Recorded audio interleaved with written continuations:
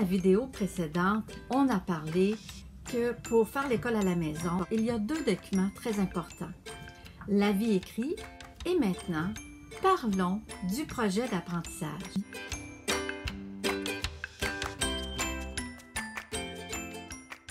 Le ministère a besoin de savoir quelles sont vos intentions pédagogiques pour votre enfant. Allons voir ce qu'en dit la loi sur l'instruction publique.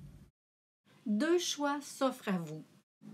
Le premier comporte les activités ou les contenus prescrits par le ministère. Ça ressemble à ce qui se fait dans les écoles. Le deuxième, ce sont des activités que le parent a prévues, des activités variées et stimulantes.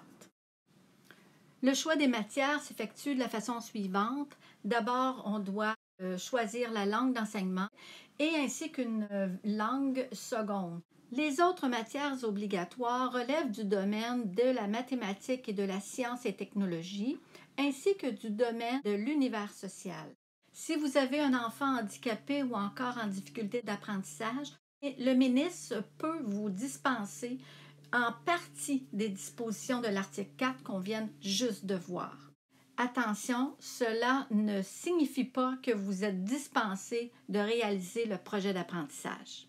Quelle est la date d'échéance pour remettre son projet d'apprentissage?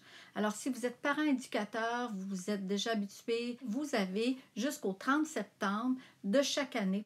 Par contre, si vous débutez, vous êtes un nouveau parent éducateur, alors à partir du moment où vous retirez votre enfant de l'école, vous avez 30 jours pour remettre au ministère et aussi au centre de service. Vous pouvez transmettre votre projet d'apprentissage par la poste, par courriel ou directement en ligne en ce qui concerne le ministère. Voyons rapidement ce que contient un projet d'apprentissage. Tout d'abord, la description de l'approche éducative choisie. Voici un exemple de ce qu'un parent peut écrire. Cet exemple-là a été pris sur le site de l'AQED que nous verrons tout à l'heure. Les programmes d'études, sur le document, vous compléterez la deuxième et la troisième colonne. Les autres matières ou disciplines, évidemment, ce n'est pas obligatoire d'ajouter, mais dans cet exemple-ci, on propose le domaine des arts. Vous pouvez aussi vouloir ajouter d'autres connaissances et compétences. Par exemple, vous voulez toucher au domaine de l'alimentation, alors vous allez sélectionner des activités pour y arriver. Dans le projet d'apprentissage, on doit y retrouver les ressources éducatives. Dans la troisième colonne du tableau, c'est l'endroit où vous allez indiquer quelles ressources vous allez utiliser. Évitez de préciser vos ressources. Votre agent au ministère pourrait vous questionner sur tout ce que vous allez écrire dans votre projet d'apprentissage. En tout temps, vous pouvez apporter des modifications au projet d'apprentissage que vous trouvez pertinent en avisant le ministère par écrit dans les 15 jours suite aux modifications significatives apportées. Il faudra prévoir un plan approximatif du temps qui sera alloué aux activités. Il se peut que vous ayez fait affaire avec un organisme ou une personne ressource. Vous devez indiquer les noms, les coordonnées aussi, en quoi cette personne ou cet organisme vient en aide. Vous pouvez tout simplement indiquer que vous êtes membre de l'AQED.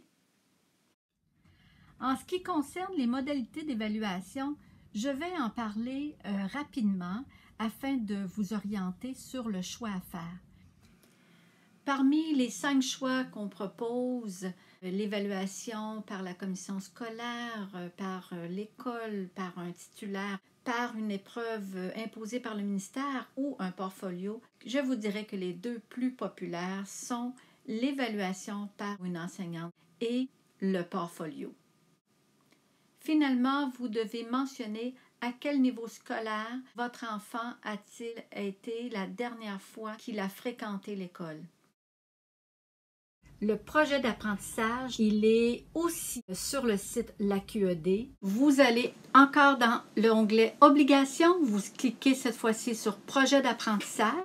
Vous trouverez le gabarit du projet d'apprentissage en format encore Word. Et en plus, il y a un exemple que vous pourrez prendre pour vraiment vous guider dans la démarche pour remplir ce formulaire-là. Donc, inspirez-vous de ce modèle-là. Le projet est environ d'une longueur de 2 pages. Chaque enfant devra avoir son projet d'apprentissage. J'espère que vous avez bien compris la démarche que je vous ai proposée. Vous trouverez au bas de la vidéo, dans la description, tous les liens qui peuvent vous aider. Alors, si vous avez aimé cette vidéo, je vous invite à cliquer sur le pouce. À la prochaine!